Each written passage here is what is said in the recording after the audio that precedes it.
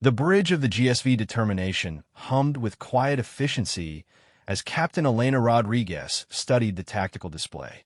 3 months had passed since humanity's first contact with the Galactic Confederation, and the initial wonder had given way to harsh reality. Earth's newest allies weren't exactly what the diplomats had hoped for. "Captain, we're receiving another distress signal from the Kepler 442 system," reported Lieutenant Commander James Parr from his communication station. "That's the fourth one this week from that sector." Rodriguez frowned, her dark eyes reflecting the blue glow of the holographic star map. The Kepler system housed a thriving colony of the Zilani, one of the Confederation's founding species. Peaceful, advanced in technology, but utterly helpless when it came to defending themselves. Like most of the Confederation members, as humanity was quickly learning. "What's the threat this time?" she asked, though she already suspected the answer. "Vrak raiders, ma'am. A full war fleet, estimated 30 vessels. The Zilani are requesting immediate assistance from any Confederation forces in the area." Rodriguez turned to her tactical officer. "Commander Singh, what's our ETA if we jump now?" 18 hours at maximum hyperspace velocity, Captain." But Singh hesitated, his weathered face creasing with concern. "Ma'am, we're just one ship. Our closest Confederation allies are the Althean Patrol Fleet, and they're 2 days out." The captain nodded grimly. She'd seen the Althean response to Vrak attacks before.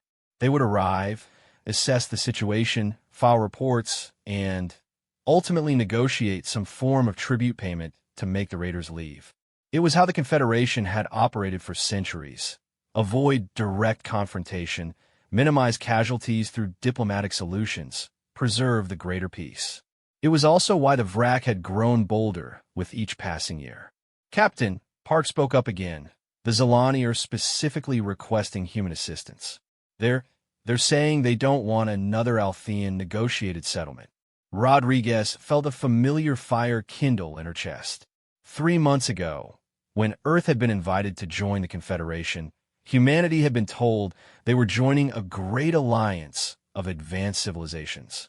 What they'd actually joined was a collection of brilliant, peaceful, and completely passive species who had forgotten how to fight for what mattered. "Set course for Kepler 442, she ordered. "Maximum speed." "Ma'am," Singh protested.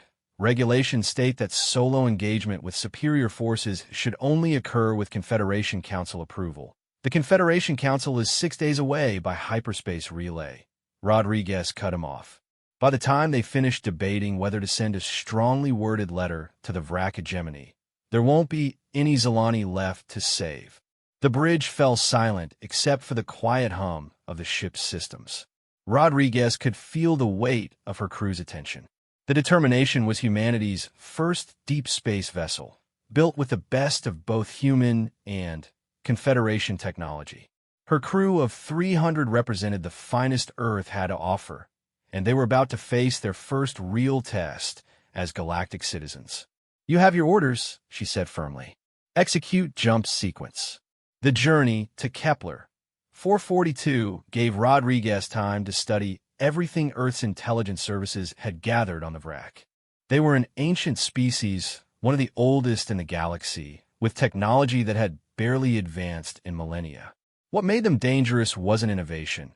It was their absolute ruthlessness and their willingness to use violence as a first resort. The Confederation had tried to integrate them peacefully dozens of times over the centuries. Each attempt had failed, usually ending with destroyed colonies and thousands of refugees. Eventually, the Council had simply written them off as a manageable threat and developed a policy of appeasement. "Captain, we're dropping out of hyperspace in 30 seconds, announced the navigation officer. "All stations, battle ready," Rodriguez ordered. "Tactical, give me a full sensor sweep the moment we arrive." The stars shifted as the Determination dropped back into normal space. Immediately, the main screen filled with the blue-green world of Kepler 442b and the nightmare unfolding in orbit around it. "Jesus Christ," someone whispered. 3 Zilani orbital stations were already burning, their elegant crystalline structures cracked and venting atmosphere. The planet's small defensive fleet, 5 ships designed more for rescue operations than combat, hung dead in space, their hulls torn open by Vrak particle cannons. "Count on the Vrak fleet, Commander Singh," Rodriguez demanded. 28 vessels confirmed, Captain. 16 heavy cruisers, 8 destroyers for dreadnoughts. "There." Singh paused, his face pale. "They're bombarding the civilian settlements on the northern continent." Through the tactical display, Rodriguez could see the energy signatures of weapons fire striking the planet's surface. Down there, millions of Zilani were dying while she watched. "Open a channel to the Vrak fleet commander," she ordered. The main screen flickered, then filled with the snarling visage of a Vrak warrior. The creature looked like evolution's answer to the question of how to make something simultaneously reptilian and insectoid, with 6 arms, each ending in razor-sharp talons, and multiple eyes that glowed with predatory intelligence. "I am Fleet Commander Thaxol of the Hegemony," the Vrak growled, its voice a grinding rasp. "Withdraw immediately, humans, or share the fate of these pathetic Zilani." "This is Captain Elena Rodriguez of the Earth ship Determination," she replied calmly. "I'm ordering you to cease your attack on the civilian population and withdraw from Confederation space." The Vrak's laughter sounded like grinding metal. "One ship? The humans send 1 ship against a hegemony fleet? Your species is even more foolish than the report suggested. The Confederation response fleet will be here in 36 hours, Rodriguez lied smoothly. "You have 10 minutes to begin withdrawal or face the consequences." 10 minutes. Thaxol leaned closer to his screen, his multiple eyes focusing on her with predatory interest. "In 10 minutes, human, I will add your ship to the burning wrecks around this world." The Confederation has grown soft. Perhaps it's time they remembered why the galaxy fears the Vrak. The transmission cut off. Rodriguez turned to her tactical officer. "Commander Singh, target their lead dreadnought. Prepare all forward batteries." "Captain, with respect, they have 4 dreadnoughts and we're 1 cruiser. Even with our enhanced Human Confederation hybrid technology." "Commander Singh," Rodriguez interrupted, her voice carrying the steel that had earned her command of humanity's flagship. 3 months ago, the Confederation welcomed us as the newest members of galactic civilization. Today, they're going to learn what that really means. She keyed her ship's internal communication system. "All hands, this is the captain. 3 hours ago, we received a distress call from Kepler 442. The Vrak are down there right now, murdering civilians, burning cities, destroying everything the Zilani have built over centuries. The Confederation's standard response would be to negotiate, to find a compromise, to preserve the peace." She paused, looking around at her bridge crew. Humans all, each carrying the weight of their species' hopes and expectations. "But we're not the Confederation. We're humans. And humans don't negotiate with genocidal monsters. We stop them." Throughout the ship, her words echoed in corridors and engineering bays and weapons control and the medical bay. 300 souls, light years from home, about to write the first chapter of humanity's galactic legacy. The Zilani chose to trust us instead of waiting for another diplomatic solution. Rodriguez continued. "Let's show them why." She closed the channel and turned back to the tactical display.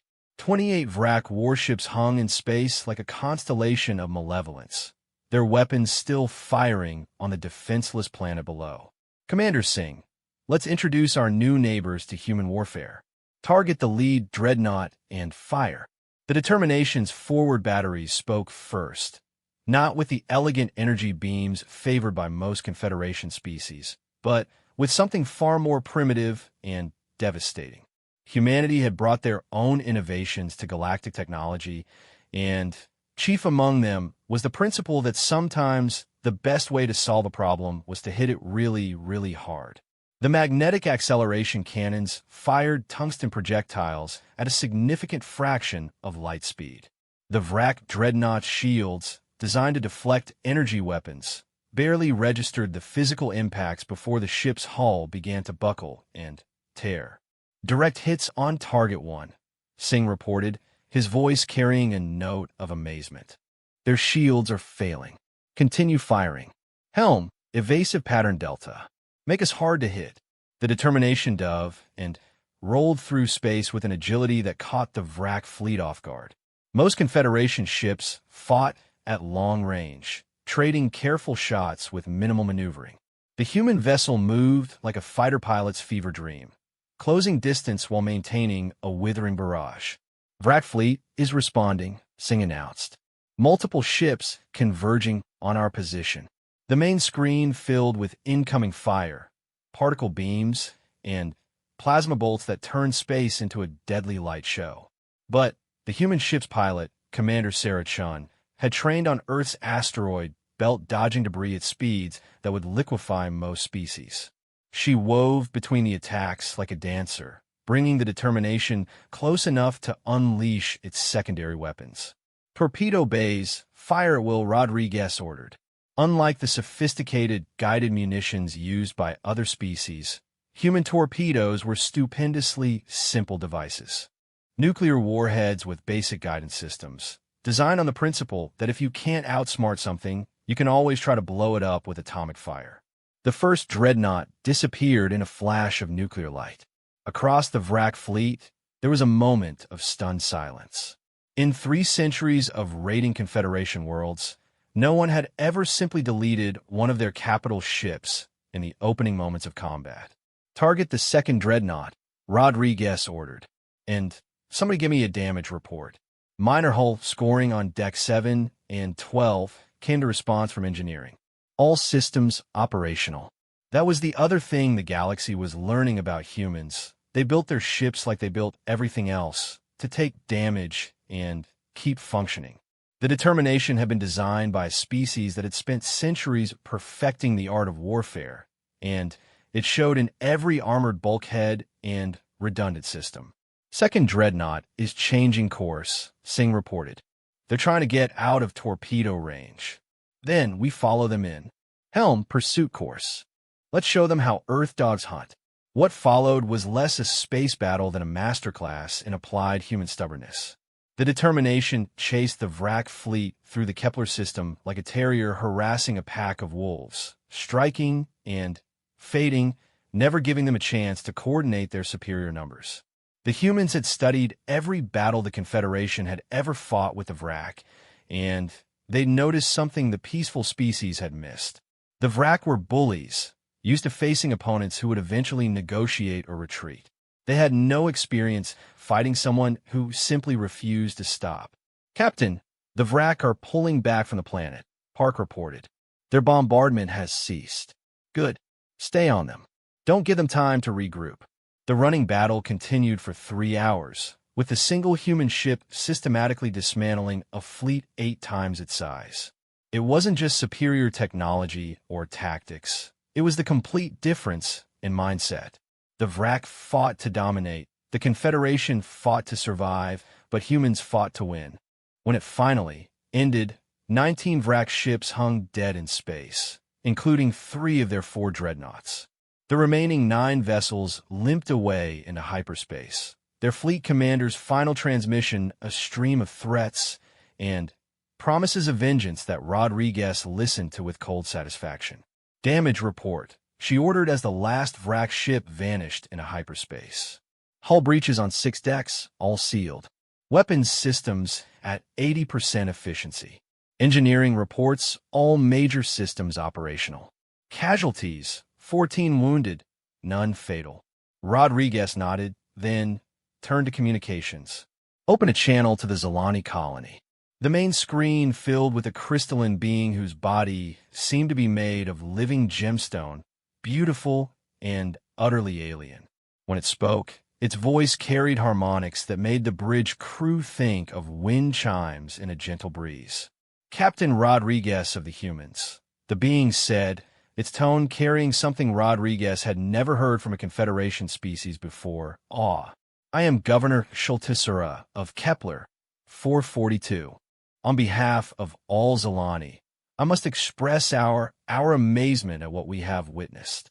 We were honored to assist, Governor. Do you require aid with rescue operations? Yes, but that is not. The crystalline being seemed to struggle with words. Captain, in 300 years of Confederation membership, we have never seen anything like what you accomplished today. A single ship, facing impossible odds, choosing to fight rather than negotiate or retreat. You saved not just our lives, but our world, our entire civilization. Rodriguez felt a moment of pride, but tempered it with the knowledge that this was just the beginning. Governor, the Vrak will be back, probably with more ships. The Confederation needs to— Captain, Schultisser interrupted. Permit me to ask you something. Why did you come? Your ship, your people, you could have been destroyed. The logical response would have been to wait for the full Confederation fleet, to follow established protocols. Why risk everything for a species you barely know? Rodriguez considered the question, thinking of all the diplomatic briefings and cultural exchange programs Earth had participated in since first contact. In the end, the answer was simple. Because it was the right thing to do, Governor. Where we come from, when someone calls for help, you answer. When innocent people are in danger, you protect them. And when bullies think they can take whatever they want through force. She smiled grimly. Well, you teach them otherwise. The Zalani governor was silent for a long moment, its crystalline features shifting through colors that might have indicated deep thought or profound emotion. Captain Rodriguez, it finally said, I believe the galaxy is about to learn something new about humanity. And I suspect that knowledge will change everything. As the determination moved into orbit around Kepler 442 to begin rescue operations, Rodriguez couldn't shake the feeling that Governor Schultisser was right. Humanity had just announced its presence on the galactic stage in the most direct way possible, and the reverberations would be felt across known space. What she didn't yet know was that their battle had been recorded by automated sensors throughout the system, and that footage was already spreading through Confederation space at light speed. Nor could she have imagined that in the deepest archives of the Vrak hegemony, ancient scholars were pulling up records of species spoken of only in whispered legends, a young race from the galactic rim that had once before made the mistake of challenging the established order. The galaxy was about to remember why some species were myths and others were forces of nature. But first, there was Alani to rescue and a world to help rebuild. After all, as any human could tell you, that's what neighbors do for each other. The rescue operations took 18 hours, and they taught both species lessons that would resonate for generations. The Zalani watched in fascination as human crew members worked beside them in the ruins of their cities, never complaining about the dangerous conditions or the backbreaking labor. They saw humans risk their own lives to save Zalani trapped in collapsed buildings, and witnessed the peculiar human inability to give up even when situations seemed hopeless. For their part, the humans began to understand why the Confederation had never been able to mount an effective defense against raiders like the Vrak. It wasn't just technological limitations or military doctrine. It was fundamental differences in how these species viewed conflict itself. Captain Dr. Sarah Kim, the ship's xenobiologist, reported as she treated injured Zalani in a makeshift medical station, I'm learning things about our new allies that weren't in any of the first contact briefings. Such as, the Zalani don't just prefer peace, they're biologically predisposed toward harmony. Their entire neural structure is built around consensus building and conflict avoidance. The idea of fighting back against raiders isn't just culturally foreign to them. It's almost physiologically impossible. Rodriguez frowned, watching through the observation deck as her crew worked alongside the crystalline beings to clear debris from a collapsed school. Are you saying they can't fight? I'm saying that for them, the concept of violence as a solution to problems is like asking us to photosynthesize. They understand it intellectually, but they can't actually do it. And from what I'm reading about the other Confederation species, they're all similar. The Altheans, the Miran, the Tolvisari, they're all either biologically or culturally incapable of sustained aggressive action. Then, how did they survive long enough to build an interstellar civilization? Dr. Kim gestured toward the rescue operations below. They cooperated. They shared resources, avoided conflicts, and, when pressed by hostile forces, they negotiated or retreated. It worked for thousands of years because most species in the galaxy are similar. The Vrak are an aberration, an aggressive species that refuse to evolve past the Raider stage. The implications hit Rodriguez like a cold wind. Doctor, are you telling me that humanity is the first militaristic species the Confederation has encountered? Militaristic might be too strong a word, but yes, Captain. From what I can determine, we might be the first species they've met that considers organized violence a legitimate tool for protecting innocence. Rodriguez stared out at the stars, thinking about Earth's history of warfare, of the countless conflicts that had shaped human civilization. For the first time, she began to understand why the Confederation had been so eager to welcome humanity despite knowing very little about them. They weren't just gaining new members. They were gaining something they'd never had before. They were gaining defenders. The first indication of how the galaxy had reacted to the Battle of Kepler, 442, came 36 hours later, when a long-promised Confederation relief fleet finally arrived. Instead of the expected 5 Althean patrol vessels, 17 ships dropped out of hyperspace representing 6 different species. Captain, Park announced from communications, "We're being hailed by the fleet commander. It's Admiral Velthara of the Althean Navy, but she's requesting permission to come aboard for face-to-face talks." Rodriguez raised an eyebrow. In 3 months of interactions with the Confederation, no ranking official had ever requested an in-person meeting. Everything was conducted through carefully scripted holo-conferences with multiple diplomatic observers. Grant permission. Have her shuttled aboard with full honors. An hour later, Rodriguez found herself in the ship's conference room face-to-face with a being that looked like the evolutionary love child of a dolphin and a praying mantis. Admiral Velthara moved with liquid grace, her silver skin shimmering under the room's lights, but her large, dark eyes held an intensity that Rodriguez had never seen in a Confederation species. "Captain Rodriguez," the Admiral began without preamble, "I need to understand what happened here." "I'm not sure what you mean, Admiral. We responded to a distress call and engaged hostile forces threatening Confederation citizens." "Captain, please." Velthara's voice carried harmonics of frustration. "In the past 36 hours, the footage of your battle has spread to every world in Confederation space. Do you know what the reaction has been?" Rodriguez shook her head. "Panic, Captain. Absolute panic. Not because of what you did to the Vrak, but because of what it means for the rest of us." The Admiral activated a holographic display showing news feeds from across the galaxy. Rodriguez could see protests, emergency council sessions, and what looked like celebration parades, all featuring images of the determination locked in combat with the Vrak fleet.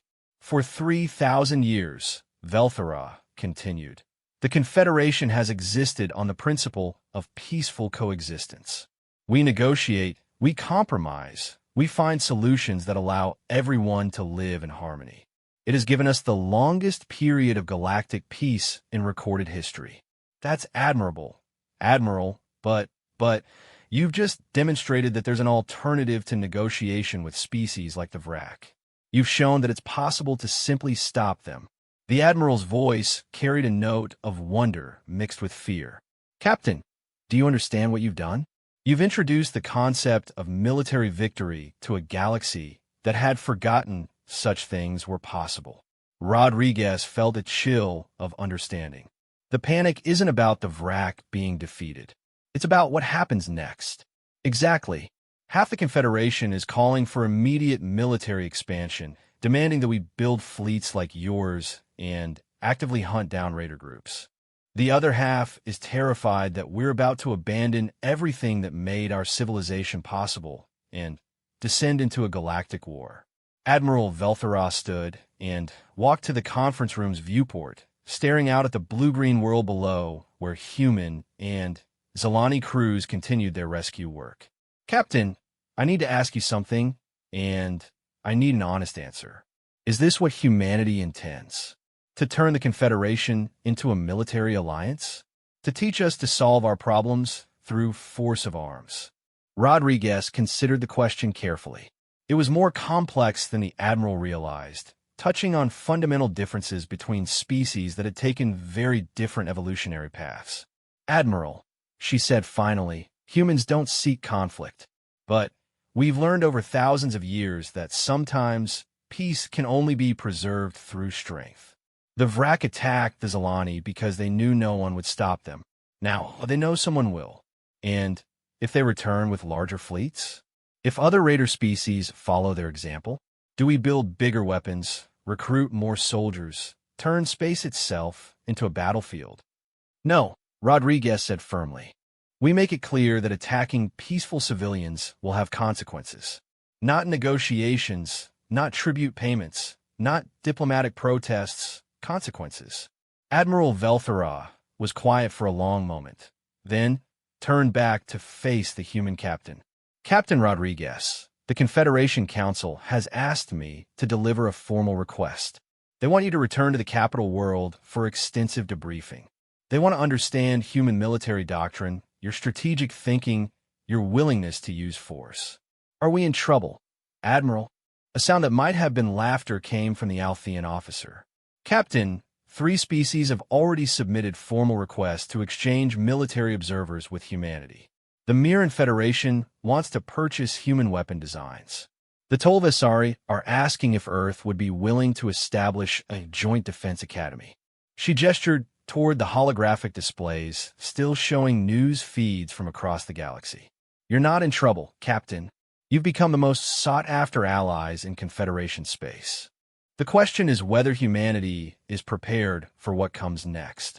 As if on cue, Lieutenant Commander Park's voice crackled through the comm system. Captain, we're receiving priority messages from the Confederation Council, the Mirren Defense Ministry, the Tolvasari Commerce Guild, and 17 different colony worlds requesting immediate human protection. Rodriguez looked at Admiral Velthara, who nodded grimly. This is just the beginning, Captain. Word is spreading beyond Confederation space. The hegemony knows what happened here, and they're not going to simply accept the loss of a fleet.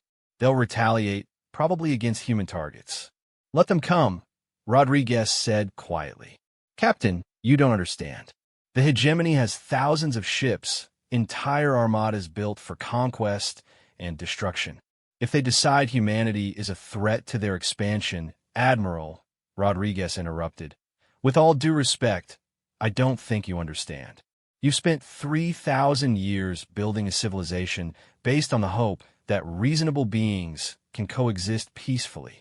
It's beautiful, and it's admirable, and it's produced wonders that humanity is honored to be part of. She stood and walked to join the Admiral at the viewport. But there's something you need to know about humans. We don't just fight to win battles. We fight to win wars.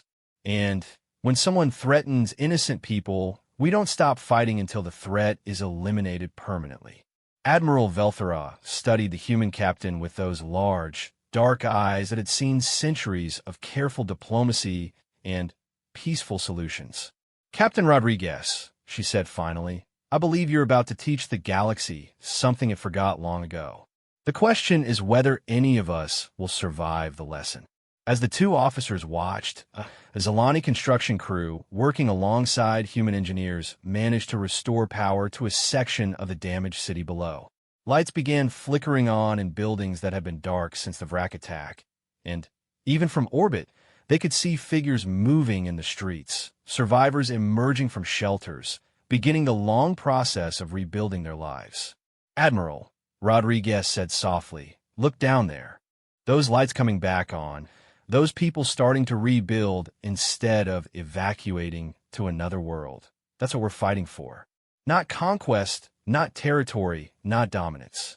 Just the right of peaceful beings to live their lives without fear. Admiral Velthara was silent for a long moment, then activated her communicator. This is Admiral Velthara to the relief fleet. Begin full humanitarian operations. And send a message to Confederation Command. Tell them that I recommend immediate military cooperation talks with humanity. She turned back to Rodriguez. Captain, I hope your species is ready for what you've started. Because one way or another, the galaxy is about to change. As reports continued to flood in from across Confederation space, requests for protection, offers of alliance, and threats of retaliation from hostile species, Rodriguez realized that Admiral Velthera was absolutely right. Humanity had just announced its presence on the galactic stage, and there would be no going back. The only question now was whether they could live up to the expectations they'd created, and whether the galaxy was ready for what humans considered normal behavior when innocent lives were at stake. But first, there was still work to do on Kepler 442. After all, as any human would tell you, you finish what you start. Admiral Sarah Chun stood on the observation deck of the newly commissioned Earth Defense Station, watching as the most unlikely fleet in galactic history conducted joint training exercises in the space around Luna. 6 months had passed since the Battle of Kepler 442, and the galaxy had indeed changed in ways no one could have predicted. "Admiral," came the voice of her aide, Lieutenant Commander Torres, "the Confederation Council is ready for your briefing." She nodded, taking one last look at the spectacle outside. Sleek Althean cruisers flew in formation with blocky human destroyers, their crews learning tactics that most peaceful species had never imagined they'd need. Zalani ships, redesigned with human weapon systems, practiced defensive maneuvers alongside vessels from 12 different worlds. It was beautiful in its own way. It was also terrifying. The holographic conference room materialized around her as she took her seat, and, gradually, the representatives of 47 Confederation worlds appeared in their designated spaces. Some were familiar faces now. Admiral Velthera had become humanity's strongest advocate in the Military Planning Committee, but others still regarded humans with mixtures of awe, fear, and suspicion. "Honored representatives," Chin began, "I'm here to provide an update on the Galactic Defense Initiative and address your concerns about recent developments." The response was immediate and cacophonous. Representatives from 3 different species began speaking simultaneously, their translators creating a babel of overlapping complaints, requests, and demands. Chun waited patiently for the chaos to settle, a skill she developed over months of similar meetings. "Admiral Chun," came the melodious voice of Counselor Waynala of the Mirren Federation. "Our intelligence reports suggest that human military advisors are now present on 43 Confederation worlds. Some of our populations are beginning to question whether we're witnessing defensive preparations or the early stages of human conquest." Chun had expected this question. It came up in every briefing now. "Counselor, every human military presence was requested by local governments and approved by the Confederation Council. We're not occupying worlds. We're teaching defensive strategies to species who've never had to consider military threats before." "But, Admiral," interrupted Ambassador Kethvorian of the Tolvisuri, "your defensive strategies include weapons capable of destroying entire fleets. Yesterday, my people watched human instructors teach our crews how to target enemy ships with nuclear ordnance. This is not defense. This is preparation for annihilation."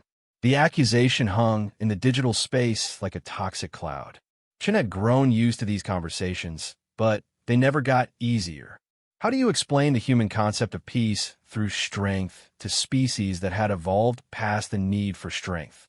"Ambassador," she replied carefully, 6 days ago, the hegemony attacked the Outer Rim colonies with a fleet of 68 ships.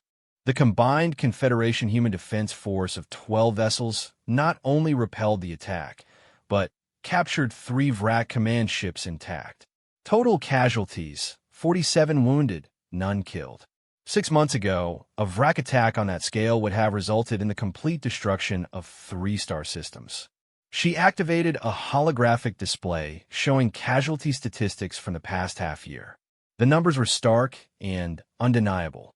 Since Kepler 442, Vrak attacks on Confederation worlds have decreased by 73%.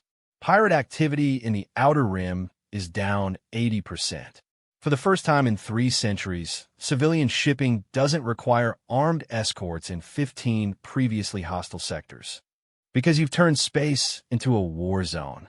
The voice belonged to Elder Simptailor of the Pacifist Coalition, a group of 5 species that had formally protested human involvement in Confederation affairs. Admiral, we've had reports of human vessels actively hunting Vrak raiders in neutral space. This is not defensive action. This is aggression. Chun felt the familiar frustration that came with these debates. How do you explain to someone who had never faced violence that sometimes the only way to stop a predator is to become a more effective predator? Elder Simptailor, she said, keeping her voice level. Last week, those hunting operations prevented 3 separate attacks on colony worlds. The hegemony was positioning strike fleets to hit agricultural centers during harvest season. If we had waited for them to attack first, you would have followed Confederation protocols and negotiated a settlement, the Elder interrupted. For 3 millennia, we have maintained peace through dialogue, through understanding, through the recognition that all sentient life has value. Your methods treat violence as a first resort, not a last one. The chamber fell silent. This was the heart of the debate that had raged across Confederation space for months. It wasn't really about tactics or strategy. It was about 2 fundamentally different approaches to existence itself. Admiral Veltharaz's projection flickered as she activated her speaking privilege. Elder Simptailor, may I share something with you? The Pacifist Coalition leader gestured agreement. Yesterday, I received a message from my daughter. She's a cultural researcher studying on New Tethys, a world that was attacked by Vrak raiders 4 times in the past decade. Each time, we negotiated. We paid tribute. We relocated the worst affected populations. We filed diplomatic protests. Veltharaz's image shifted, and Chin caught something in the Admiral's expression that hadn't been there before. A hardness, a resolution that spoke of fundamental changes in thinking. My daughter's message was simple. For the first time in her life, she's sleeping through the night without listening for attack sirens. The children at her research station are playing in the outer courtyards instead of staying in the reinforced bunkers. Elder, she thanked me for bringing humans into our alliance, because for the first time, she believes her work might actually survive to benefit future generations. The chamber remained silent. Elder Simptailor, Velthara continued, you speak of the value of all sentient life. I agree completely. That's exactly why I support human methods. Because the Vrak don't negotiate with our children when they're terrified and hiding in bunkers. They simply kill them. Chun watched the emotional impact of Velthara's words ripple through the assembled representatives. This was the shift that had been occurring across Confederation space, not just in military thinking, but in the fundamental understanding of what peace actually meant. Admiral Chun came a new voice, Delegate Ashkaler of the Rim Worlds Collective, a group of colonies that had borne the brunt of hegemony attacks for decades. Our people have a question for humanity. The Vrak have been quiet for 2 weeks now. Our intelligence suggests they're massing the largest fleet in their recorded history. When they come, and they will come, will Earth stand with us? The question hung in the digital space with the weight of galactic destiny. Shin knew that her answer would be recorded, analyzed, and transmitted to every world in known space. It would reach human colonies still struggling to understand their new role in galactic affairs, and it would reach Vrak command centers where ancient predators were plotting humanity's destruction. Delegate Ashkaler, Chin replied, 300 years ago, a human leader was asked a similar question during one of our own dark periods.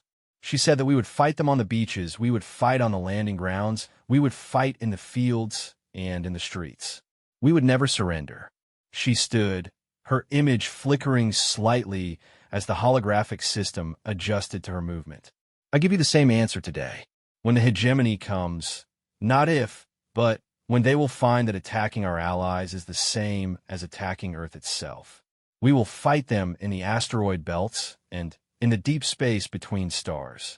We will fight them at the edges of our solar systems and in the orbits of our worlds. And we will not stop fighting until peaceful beings can live in safety across this galaxy. The response was immediate and overwhelming. Representatives from 20 different species began speaking at once, some in support, others in alarm, many simply trying to understand what they had just witnessed. But Chen's attention was drawn to a priority communication flashing in her peripheral display. The message was from deep space monitoring stations on the galactic rim, and the content made her blood run cold. Long-range sensors had detected hyperspace signatures consistent with a massive fleet movement. Direction: toward Confederation space. Estimated size: over 3,000 vessels. Origin: the heart of Vrak hegemony territory. Honored representatives, Chen announced, her voice cutting through the chaos. This session is suspended. We have a situation developing. The emergency response center deep beneath Luna's surface hummed with activity as humanity's military leadership grappled with the intelligence reports streaming in from across the galaxy. The numbers were staggering, almost impossible to believe. Confirmed count is 3,215 Vrak vessels, reported General Martinez from his position at the central tactical display. That's not just their attack fleet. That's their entire military force. Every ship they have, all moving toward Confederation space. Admiral Chun studied the holographic star map, watching as red icons representing hegemony forces crept steadily across the display. Time to reach the outer colonies? 12 days, Admiral. Maybe 14 if they're planning to regroup at the staging areas we've identified. Chen nodded grimly.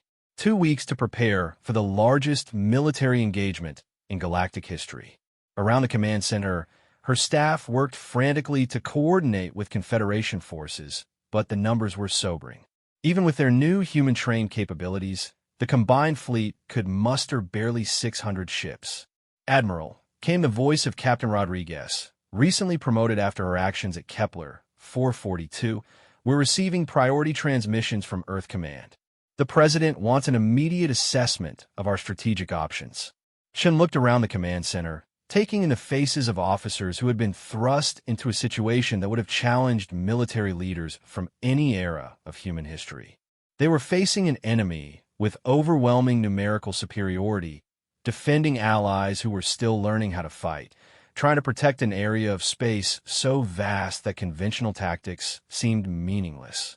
Captain, she said finally, tell the President that we have one strategic option. We win, or civilization as we know it ends. Yes, ma'am, but the President is asking for specific tactical plans, deployment strategies. Captain, Chen interrupted, what do you think happens if the hegemony succeeds? If they break the Confederation's will to resist and return to 3 centuries of unopposed raiding? Rodriguez considered the question. They'll eventually target Earth. Eventually? Chen shook her head. Captain, we've just spent 6 months teaching the galaxy that military force can solve problems. We've shown the hegemony that their victims can fight back. Do you think they're going to allow humanity to continue existing after we've made them look weak in front of the entire galaxy? The implications sank in around the command center. This wasn't just about defending alien allies. It was about survival. Humanity had committed itself to a course of action that could only end in complete victory or total defeat. Admiral, General Martinez spoke up. What are your orders? Chun walked to the main display, studying the tactical situation. 3,000 enemy vessels against 600 allied ships. By any conventional calculation, it was hopeless. But as she looked at the scattered icons representing human vessels spread throughout Confederation space, she began to see possibilities that no purely peaceful species would have considered. General, I want every human ship recalled to staging areas. We're going to implement the Thermopylae Protocol. The command center fell silent. The Thermopylae Protocol was a theoretical strategy that had never been tested in actual combat. A plan for using small, mobile forces to channel a larger enemy into killing fields where superior technology and tactics could overcome numerical disadvantage. Admiral, Captain Rodriguez said carefully, the Thermopylae Protocol assumes we can convince the enemy to fight us on our terms. The Vrak aren't going to conveniently funnel themselves through narrow passages we can defend. No, Chen agreed, but they're going to target specific worlds, the most important colonies, the major population centers. We can predict where they'll strike and be waiting for them. She began highlighting systems on the star map, marking probable target worlds with tactical overlays. More importantly, the hegemony has never faced an opponent willing to make strategic sacrifices. Every enemy they've encountered either surrendered or tried to defend everything simultaneously. We're going to do something they won't expect. Which is? Martinez asked. We're going to let them win. Temporarily. Chun expanded the display to show the entire Confederation region, then began marking strategic positions with different colored indicators. The Vrak expect us to spread our forces thin, try to defend every world they might attack. Instead, we're going to concentrate our fleet at 3 critical choke points and let them take everything else. The implications of the strategy became clear as she outlined the tactical details. Humanity was proposing to sacrifice dozens of worlds, allowing the Vrak to believe they were winning, while secretly positioning forces for a series of devastating counterattacks. Admiral, Rodriguez protested, you're talking about abandoning billions of civilians. The Confederation will never agree to this. The Confederation doesn't have to agree. This is why Earth maintains independent command authority over human forces. Chun activated a communication link to Admiral Velthara, who appeared in holographic form within moments. Admiral Velthara, Chun began without preamble. I'm transmitting our strategic assessment of the hegemony buildup. I need to know if Confederation forces can execute a fighting retreat according to human tactical specifications. The Althean officer studied the data streaming across her displays, and Chun watched her expression shift from confusion to alarm to something approaching terror. Admiral Chun, your plan calls for the deliberate abandonment of 43 star systems. You're asking us to evacuate entire worlds to sacrifice colonies our people have built over centuries. I'm asking you to save them. Admiral, if we try to defend everything, we'll lose everything. The hegemony is bringing enough firepower to glass every inhabited world in Confederation space. The only way to prevent that is to make them think they've already won. And then? Shin smiled grimly. And then, we remind them why you don't corner a predator species. The evacuation of the Outer Rim began 72 hours later, and it became the largest humanitarian operation in galactic history. Human transport ships worked alongside Confederation vessels to move entire populations away from worlds that lay in the path of the approaching hegemony fleet. But not everyone could be evacuated, and not everyone wanted to leave. Captain Marcus Webb stood in the command center of Firebase Alpha, a hastily constructed fortress built into the asteroid field surrounding the Kalos system.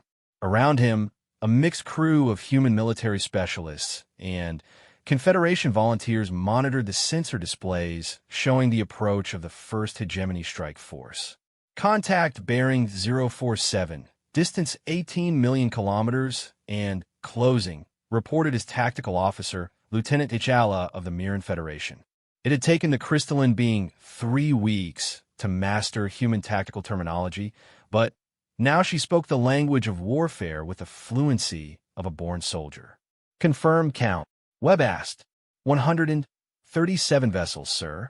Leading elements are penetrating the outer sensor grid now. Webb nodded, checking his chronometer. Right on schedule.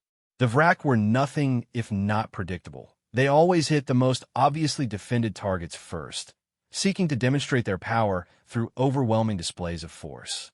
What they didn't know was that Firebase Alpha wasn't designed to stop them. It was designed to hurt them. All stations, this is actual, Webb announced over the base's communication system. Remember, we're not trying to win this fight. We're trying to make them pay for it. Execute protocol 7 in 3, 2, 1 mark. The asteroid field around Kalos erupted in coordinated violence as thousands of hidden weapon systems activated simultaneously. Human military engineers had spent weeks converting ordinary asteroids into automated gun platforms, creating a kill zone that stretched across millions of cubic kilometers. The leading edge of the Vrak fleet vanished in a storm of tungsten projectiles and nuclear fire. Direct hits on 42 enemy vessels, Lieutenant T'Challa reported, her voice carrying a note of amazement that Webb had come to associate with Confederation species witnessing human military efficiency for the first time. Confirmed kills on 16 targets. Phase 2, Webb ordered. The surviving Vrak ships, enraged by the unexpected resistance, charged deeper into the asteroid field, their commanders certain that overwhelming firepower would crush whatever defenses the pathetic Confederation had managed to construct. They were wrong. The second wave of hidden weapons activated as the hegemony fleet reached optimal range. Not just automated guns, but something the Vrak had never encountered before.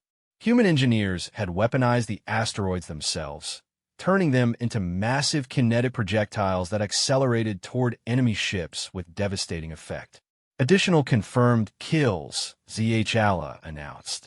23 vessels destroyed, 15 more showing critical damage. Webb watched the tactical display with professional satisfaction. In 15 minutes of combat, a single human firebase had destroyed nearly a third of a hegemony strike force. But he also knew that the surviving Vrak would adapt quickly, and Firebase Alpha's ammunition was finite. All personnel, prepare for Phase 3. Time to show them what a fighting retreat looks like. What followed was a masterclass in tactical withdrawal that would be studied in military academies for generations. The human defenders fell back through the asteroid field in carefully planned stages, each retreat luring the increasingly angry Vrak forces into new kill zones. When Firebase Alpha finally self-destructed, taking a dozen pursuing enemy ships with it, the original strike force of 137 vessels had been reduced to 41 limping survivors.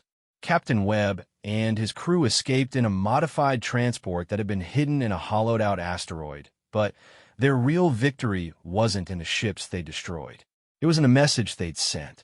Across hegemony communication channels, reports flooded in from strike forces encountering the same devastating resistance at target after target. The humans weren't just fighting back.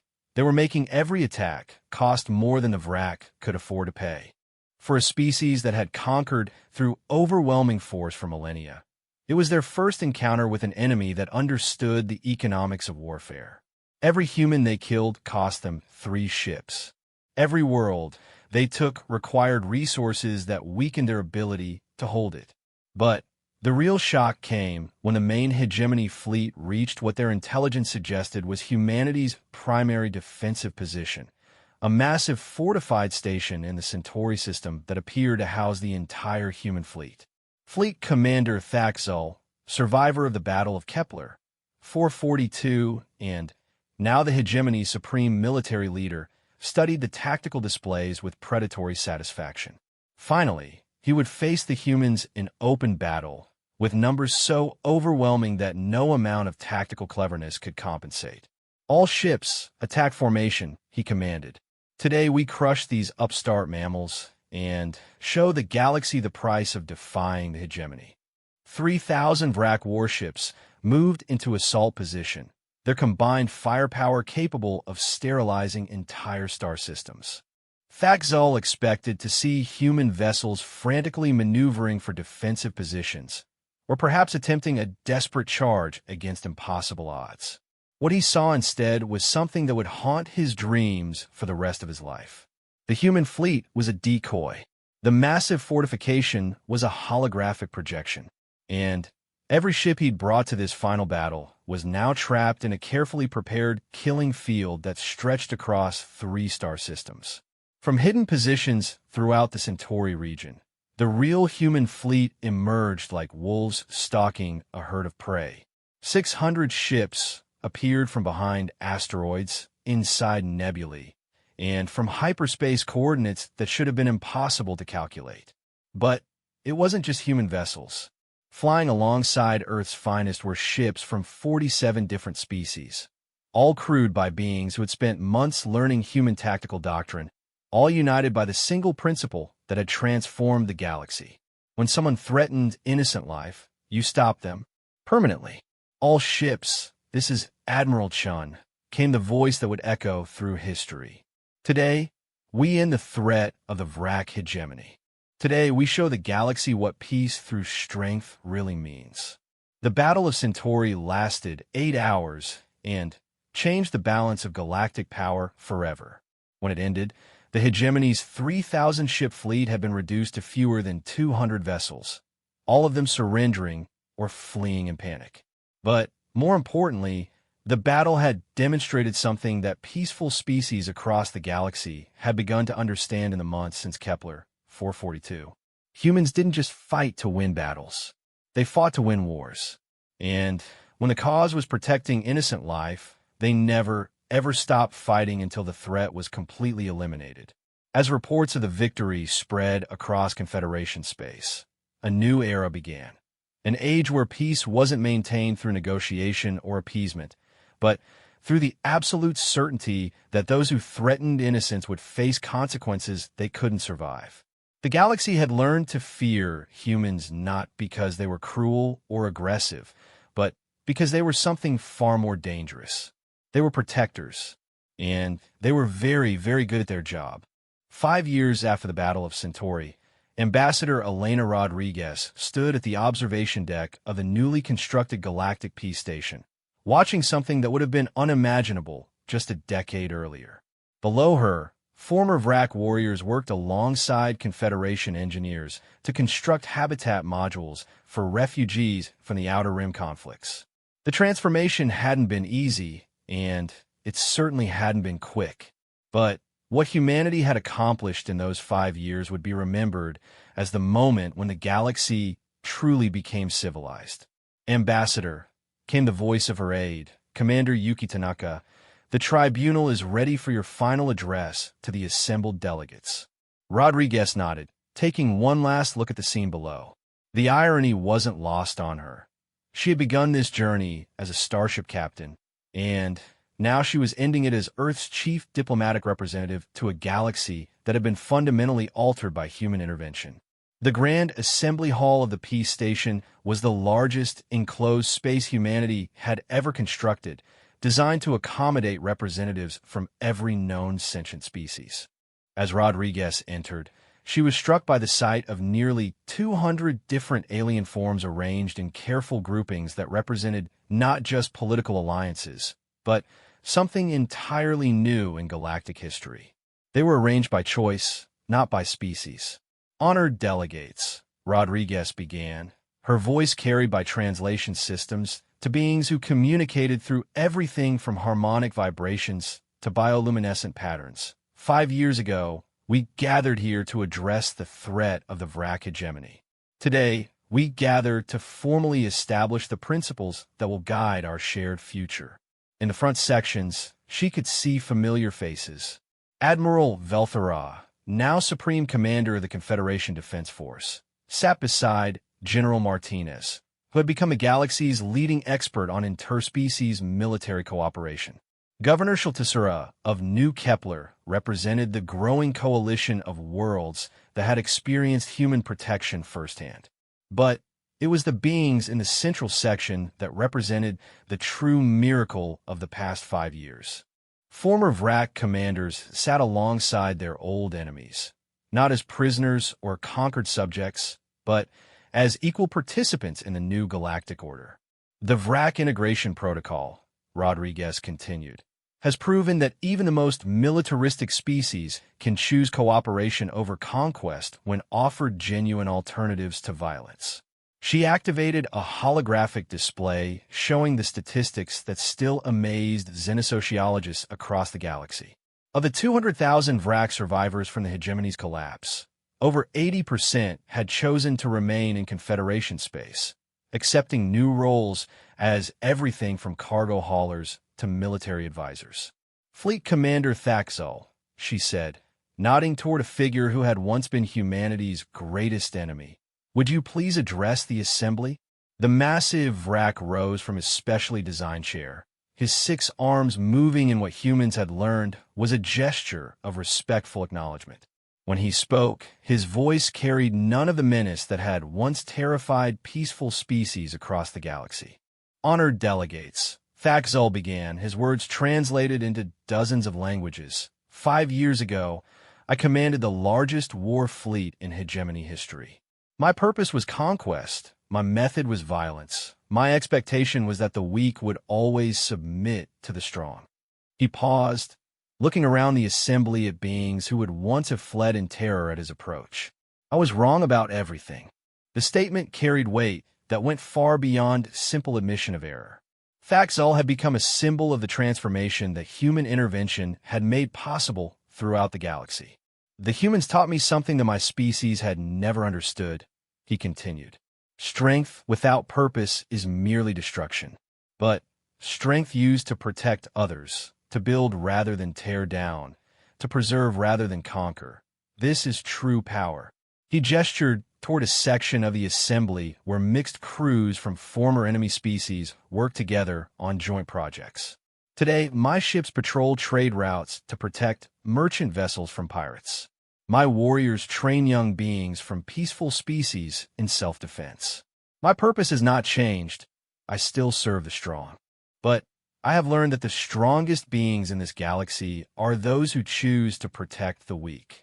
The response from the assembly was a mixture of species-specific approval signals, harmonic resonances, bioluminescent pulses, harmonic vibrations, that created a symphony of agreement unlike anything previously recorded. Rodriguez felt a moment of profound satisfaction. This was what humanity had truly accomplished, not the defeat of an enemy, but the transformation of the concept of strength itself. The integration protocol represents more than refugee resettlement, she continued. It demonstrates that the cycle of violence, which has shaped galactic history for millennia, can be broken through the application of human principles. She highlighted another section of the statistical display, showing crime rates, economic indicators, and conflict resolution statistics from across Confederation space. In the 5 years since Centauri, we have seen a 94% decrease in military conflicts between member species. Trade volume has increased by 300%. Most importantly, we have had 0 successful attacks on civilian populations by hostile forces. These numbers represented more than policy success. They represented a fundamental shift in how sentient beings approach the concept of coexistence. But our greatest achievement, Rodriguez said, her voice carrying across the vast assembly hall, is not what we've prevented, but what we've created. The holographic display shifted to show the most ambitious project in galactic history, the construction of permanent colonies in the galaxy's previously unexplored regions, jointly populated by multiple species working together not out of necessity, but out of choice. The New Horizon colonies represent something unprecedented, she explained. Voluntary integration of species with completely different evolutionary backgrounds, united by shared values rather than shared biology. In the audience, she could see beings whose ancestors had never even communicated with each other, now working together to expand the boundaries of known space. Zalani artists collaborated with former Vrak warriors to create sculptures that neither species could have imagined alone. Althean scientists worked alongside human engineers to develop technologies that pushed the boundaries of what was possible. However, Rodriguez said, her tone becoming more serious, we must address the challenges that this new order has created. The assembly fell silent. This was the part of her address that would determine whether the transformation of the galaxy could be sustained or whether it would collapse under the weight of its own success. 3 months ago, we received our first contact from civilizations beyond the local galactic group. The Andromeda Collective has been monitoring our activities, and their initial response has been concerning. She activated a new display showing long-range sensor data and intercepted communications from the neighboring galaxy. The collective appears to view our integrated civilization as a potential threat to their own expansion plans. Their preliminary scouting reports describe humanity as dangerously influential and the Confederation as militarily unpredictable. The implications settled over the assembly like a cold wind. Just when they had achieved unprecedented peace and cooperation in their own galaxy, They were facing the possibility of conflict on a scale that dwarfed anything they had previously imagined. "Admiral Velthera," Rodriguez called, "please brief the assembly on our defensive preparations." The Althean officer activated her own display, showing fleet deployments and construction projects throughout Confederation space. "Delegates, the Andromeda Collective commands resources that exceed our own by an estimated factor of 10. Their technology appears to be roughly equivalent to our current capabilities, but their numerical advantage is overwhelming." She highlighted specific threat assessments that painted a sobering picture of the challenges ahead. More concerning is their apparent attitude toward integration. "Intelligence suggests that the collective views species diversity as inefficiency, and our voluntary cooperation as a sign of weakness that should be eliminated." Rodriguez watched as the weight of this new threat registered across the assembly. They had spent 5 years learning to live in peace, only to discover that peace might make them targets for those who valued uniformity over diversity. However, Admiral Velthera continued, "Our analysis also suggests that the collective has never faced an opponent like our current alliance. They are accustomed to conquering individual species one at a time, not confronting a unified force that includes former enemies working together by choice." Faxul rose again, his massive form commanding attention throughout the hall. "If I may address the assembly," he said, "I have studied the collective's military doctrine through captured intelligence. They fight like the hegemony once did, with overwhelming force against isolated targets, expecting enemies to surrender when faced with superior numbers." He paused, and, when he continued, his voice carried the authority of someone who had learned hard lessons about the limitations of conventional military thinking. "They have never fought humans." The simple statement carried implications that rippled through the assembly. Beings who had witnessed human tactical innovation firsthand understood what the VRAC commander meant. "Delegates," Rodriguez said, "I want to be completely clear about our situation. The Andromeda Collective represents a threat unlike anything we have faced before. They have the resources to challenge our entire civilization, and they appear to have the will to use those resources." She looked around the vast assembly, meeting the eyes, or equivalent sensory organs, of representatives from across known space. "But I also want you to understand what we have become. 5 years ago, we were a collection of separate species, each focused on our own survival, each limited by our own evolutionary constraints. Today, we are something unprecedented in galactic history." The holographic display shifted again, showing the true scope of what they had accomplished. Not just fleet statistics or economic indicators, but something far more profound. "We are a civilization that has learned to transcend the limitations of individual species through voluntary cooperation.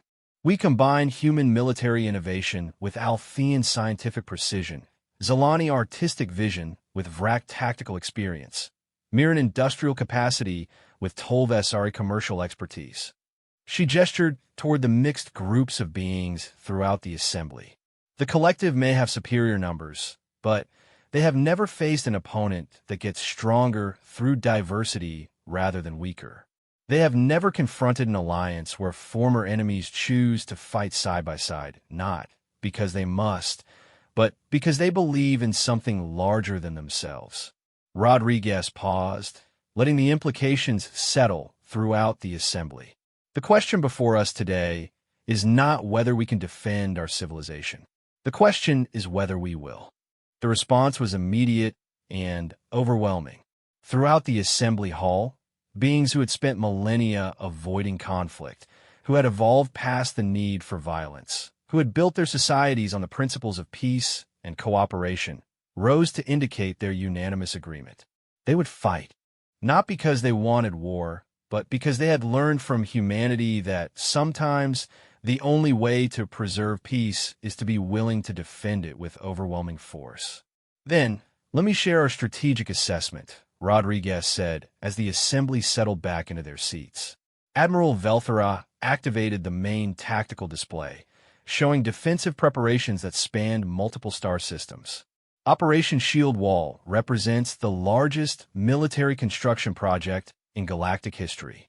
We are building not just defensive installations, but integrated command systems that will allow unprecedented coordination between species with completely different military traditions.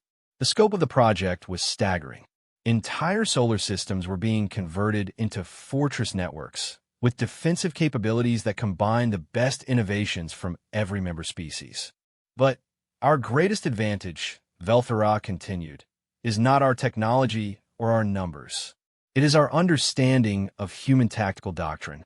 She highlighted specific elements of the defensive plan that demonstrated the transformation of galactic military thinking. The collective expects us to defend fixed positions, to meet their fleets in conventional engagement. Instead, we will implement the strategies humanity used against the hegemony. We will trade space for time, use mobility against mass, and turn their numerical advantage into a liability. Thakzul stood again, and Rodriguez could see the predatory satisfaction in his multiple eyes. Delegates, the humans taught me that the strongest position is not the one that cannot be defeated, but the one that makes victory too expensive to be worth achieving. The collective may be able to conquer our territory, but they will discover that the cost of holding it exceeds any possible benefit. The Vrak commander activated his own tactical display, showing deployment patterns that would have been unthinkable just years earlier. Human ships will serve as the mobile strike force, using their superior speed and firepower to hit enemy formations and retreat before they can respond. Confederation vessels will provide long-range fire support and logistical coordination. Former hegemony units will serve as the tactical reserve, engaging only when victory is certain. Rodriguez watched as the assembly absorbed the implications of what they were planning. It wasn't just a defensive strategy, it was a complete reimagining of how galactic warfare could be conducted. The collective will face something they have never encountered, she said. An enemy that gets more dangerous as the conflict continues, because every engagement teaches us more about how to fight together effectively. She activated a final holographic display, showing the long-term strategic vision that would define the galaxy's future. But, delegates, we must understand that this conflict will not end with military victory alone. Even if we defeat the collective's invasion force, they will simply return with larger fleets unless we address the fundamental problem. The assembly leaned forward, sensing that Rodriguez was about to reveal the most important aspect of their planning. The real threat is not the collective's military power, it is their philosophy. They believe that unity requires uniformity, that cooperation is impossible between truly different species, that diversity inevitably leads to conflict and weakness. She gestured toward the mixed groups of beings throughout the assembly. Our mission is not just to defend our territory. Our mission is to prove them wrong so decisively that their entire civilization has to reconsider its basic assumptions about how sentient beings should coexist. The implications settled over the assembly like dawn breaking over a new world. They weren't just planning to win a war. They were planning to transform their attackers the same way they had transformed the Vrak hegemony. Delegates, Rodriguez concluded, 5 years ago, humanity joined your alliance as the newest member of galactic civilization. Today, we stand together as something entirely new, a civilization that has learned to make strength from diversity, to find unity without uniformity, to preserve peace through the absolute certainty that we will defend it with everything we have. She looked around the assembly one final time, seeing in their faces, or equivalent expressions, the determination that had spread throughout the galaxy since that first battle at Kepler 442. The Andromeda Collective believes that different species cannot truly cooperate because our evolutionary backgrounds make us fundamentally incompatible. They are about to discover how wrong they are. The assembly rose in unanimous agreement, and the sound that filled the vast hall was unlike anything previously recorded. Dozens of different species, each with their own methods of expressing determination, creating a harmony that transcended biological limitations. As the delegates filed out to begin preparations for the greatest challenge in galactic history, Rodriguez remained at the podium, watching through the observation windows as former enemies worked together to prepare defenses for their shared civilization. The irony was profound. Humanity had joined the Confederation seeking peaceful coexistence with alien species. In saving that peace, they had created something far more valuable, a template for how different forms of consciousness could choose to become something greater than the sum of their parts. The Andromeda Collective was about to learn what the Vrak hegemony had discovered too late. That humans weren't just another military threat to be overwhelmed with superior numbers. They were the species that had taught the galaxy how to transform enemies into allies, how to find strength in diversity, and how to build peace so strong that it could defend itself against anything the universe might send against it. And they were very, very good at their job. 6 months later, long-range sensors detected the first collective scout ships entering the galaxy's outer rim. By then, the transformation of galactic civilization was complete. Former enemies worked side by side to prepare defenses that combined the innovations of dozens of species. Trade networks had been converted into supply lines that could support military operations across hundreds of star systems. Most importantly, the philosophical foundations of the new order had been tested and proven in countless small conflicts with remaining pirate groups and isolated aggressive species. When the main collective invasion force arrived, they faced something unprecedented in their expansion across multiple galaxies, an enemy that got stronger through diversity rather than weaker, that turned every attack into a learning opportunity, and that simply refused to accept defeat as long as innocent life remained threatened. The war that followed would reshape the relationship between galaxies just as the Vrak conflict had reshaped the relationship between species. But that is a story for another time. The important thing was that when peaceful beings across the cosmos faced their greatest challenge, they knew with absolute certainty that they had allies who would never abandon them, never negotiate away their freedom, and never stop fighting until threats to innocent life were eliminated permanently. They had humanity, and humanity had taught them how to be human, which, as it turned out, was exactly what the universe needed.